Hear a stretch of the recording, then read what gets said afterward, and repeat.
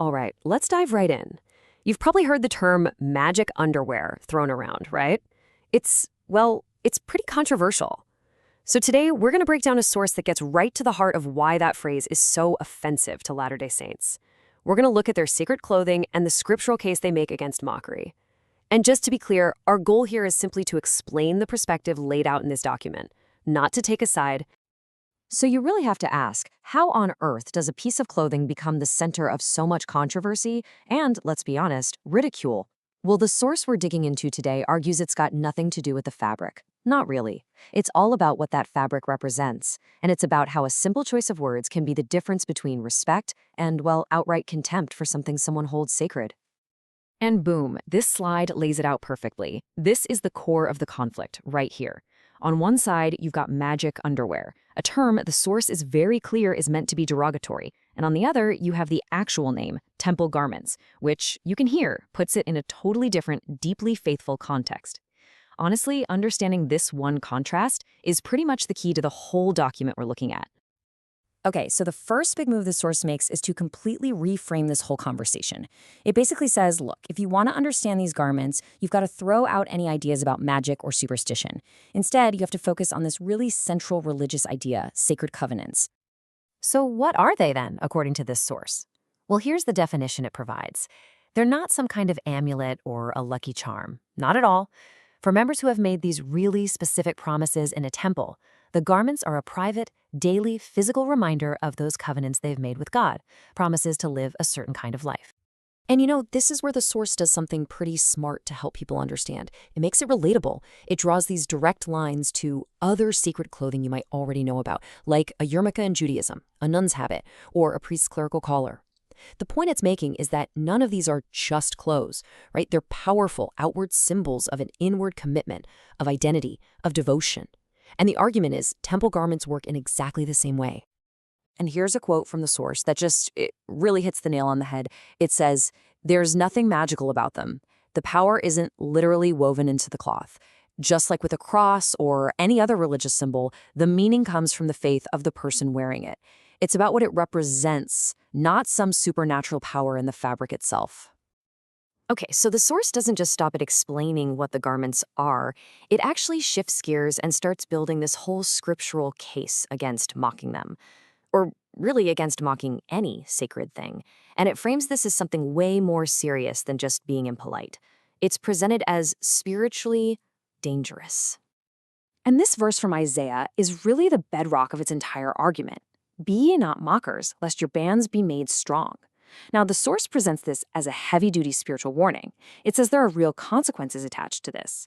But that kind of begs the question, right? What in the world are these bands it's talking about?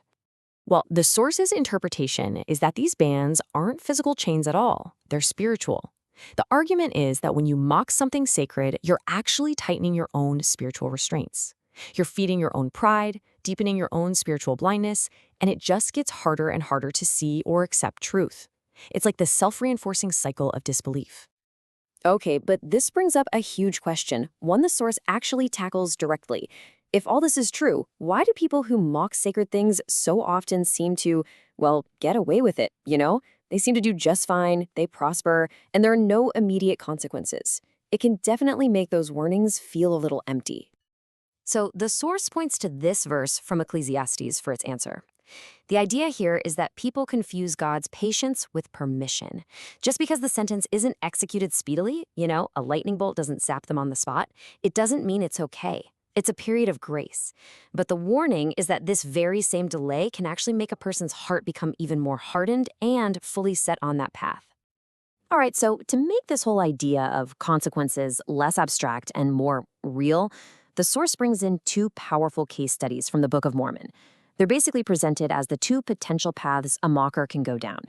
So on one path, you have the story of Alma the Younger. The source paints him as this huge mocker, a guy who is actively trying to destroy the church. But miraculously, he's reclaimed. He repents, and he ends up becoming this incredible prophet. Then you have the other path. You have Sherem. He was also a mocker, a flatterer who denied Christ. But his story ends very differently. He gets struck down by God and only confesses his lies right before he dies. The source uses these two to make a powerful point. Repentance is always possible, but condemnation is also very, very real. And this leads to what is maybe the source's central argument about mockery itself. It's not just harmless fun. It's not neutral criticism. From this perspective, mockery is framed as a very specific weapon, a tool used by the adversary with one goal: to tear down faith and make sacred things seem small and foolish. And the source really brings this argument home with this very famous verse from Galatians. Be not deceived. God is not mocked. For whatsoever a man soweth, that shall he also reap. I mean, this is the final piece of the puzzle, right? It's this core belief in ultimate accountability. The idea that, yeah, justice might be delayed, but it's never actually denied. In the end, the consequences are inevitable.